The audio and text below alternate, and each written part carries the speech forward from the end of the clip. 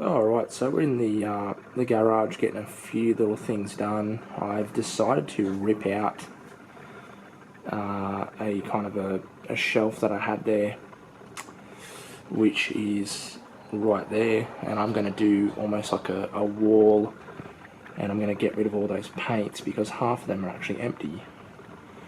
Got the lathe to clean up, the floor to clean up, all that to do. Yeah, there's just a whole bunch of stuff that's going on. If we kind of step out here, you'll see there's some parts over here and parts over there, but they're all shelving. So it's all happening. So it's quite a messy scenario, but the shelf that I'd made to get done there just kind of wasn't really working too well. So we'll sort it out.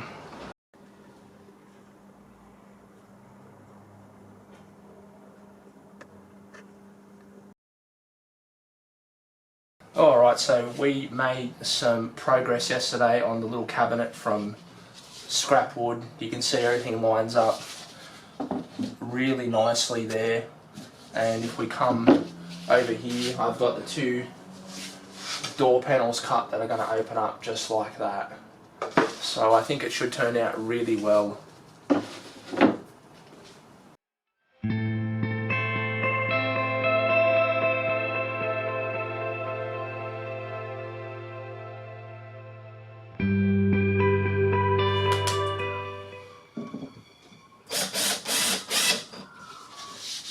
Alright, so the cabinet is coming along.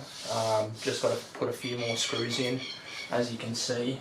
And I think the next time I do build a cabinet, it'll be like this, just super simple, easy, everything come together real nice. So that's it.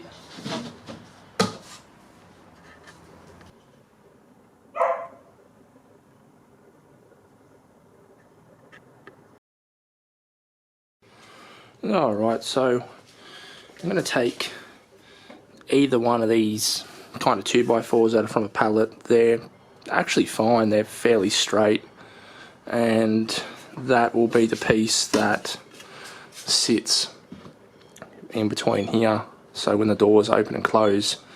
But I don't really want to see a massive 2x4 like that, so I don't know if I should kind of maybe put a little bit of an arch or like a half moon shape in the center, so it kind of looks a little bit decorative, or just kind of screw it on like that and be done with it. Maybe I think what we'll do is we'll sand it and we'll see what it looks like, and we'll go from there actually. Alright, so we got the little kind of front pieces attached. Everything's turned out really nice and straight for just a super simple basic cabinet. So I think what I'm going to do is I'm actually going to cut the top and bottom and the actual physical top out with the table saw, and we'll come back.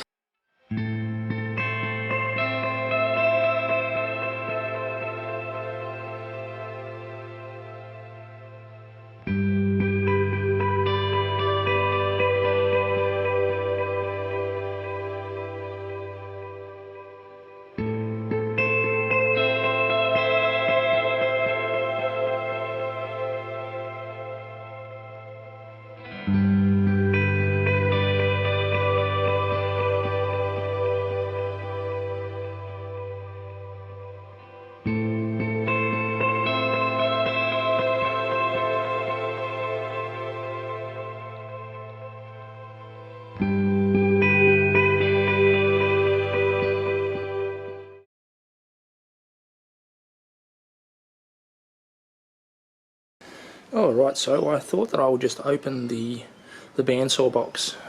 So this is just a cheap eBay bandsaw, can't pronounce the name.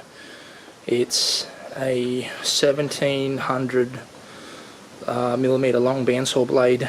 I think it's a 10-inch model.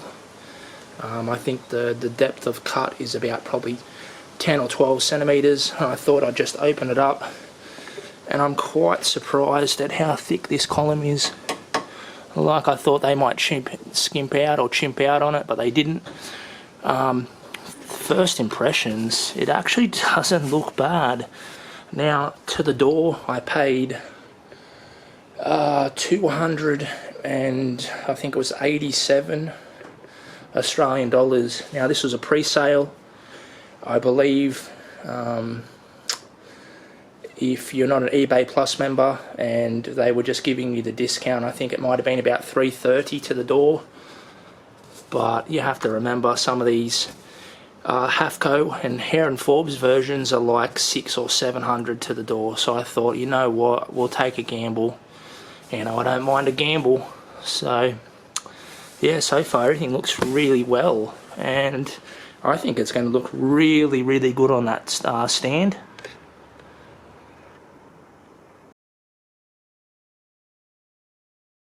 Alright, so here is the saw sitting on the stand. Now I'm just about to cut the second piece outside. The thing that I'm kind of a little bit worried about, not so much, but might be a little bit too low. So I've still got another top to add, plus 10 centimeters or 100 mil for the wheels. So I think that should be okay. It should be up to there. But you think when you're 6'5", there's a bit of a reach. So anyway, it's coming along. There's really no faults about it, besides it could have been a little bit higher. But then if you make it too high, it's too high.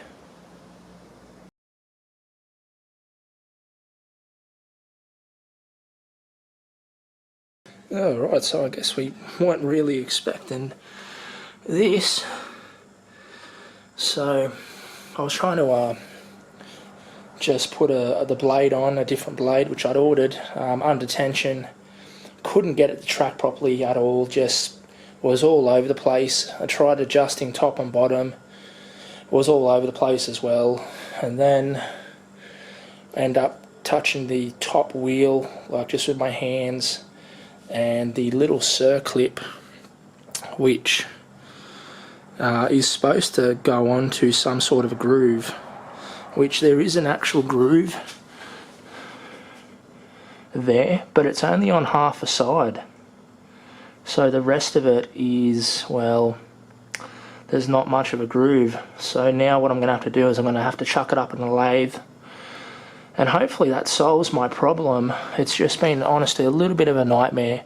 Like, the cabinet's been fantastic. This thing here, on the other hand, has just been a bit of a nightmare, like I said.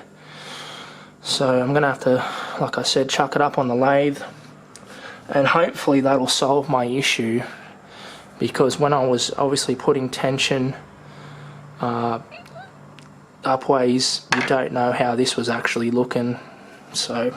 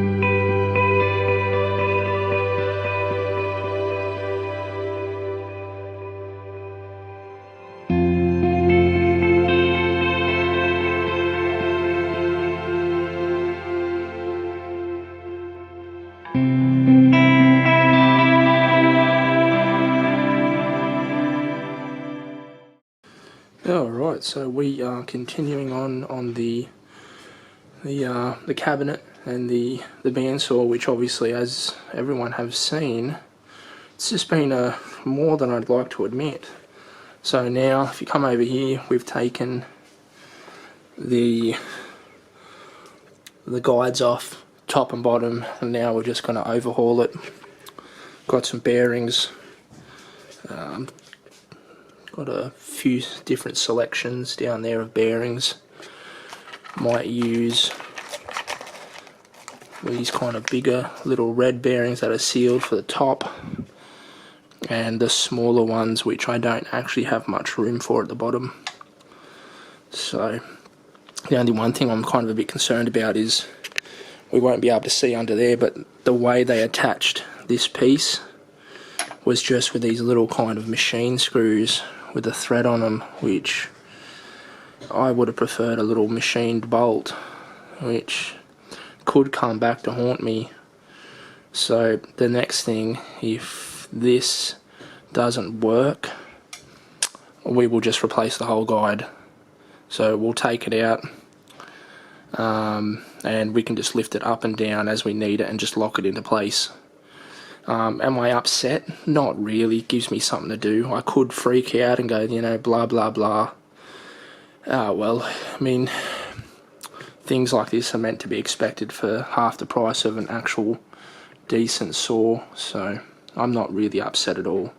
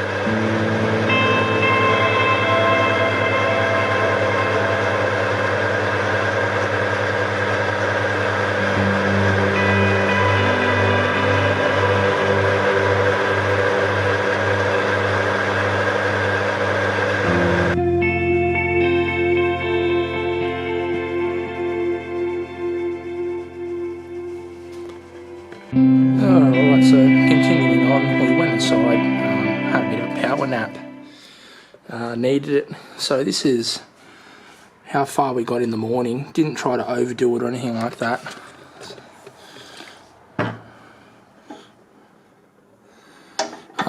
My actual concern is if I need to drill holes for this, how I'm supposed to get the drill in that type of tight space. But anyway, apparently my blades that I've reordered are coming today, so that's a bonus. And even when I checked the chart online, it didn't actually specify that super thin narrow blade would work on this type of machine. I mean, you think, you know, $0.50 or even 1mm wouldn't make a difference, but it was extremely thin, so it couldn't really ride on the crown of the wheel too well. But anyway, so we are in limbo, so we're gonna get the paneling cut for there, just to finish off this kind of wall area. If I want, I could paint it this cream colour, I might. If I've got that colour, I don't know. So we'll finish off that, and we'll get some more work done today. Just work, work, work.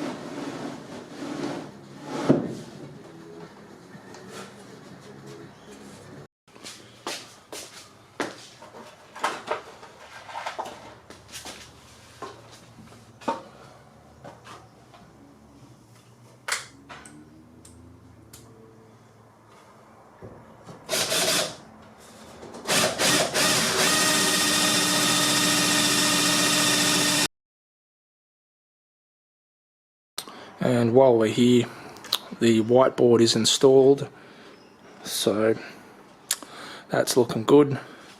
Got this little section here kind of degreased and a little bit more cleaner than it was.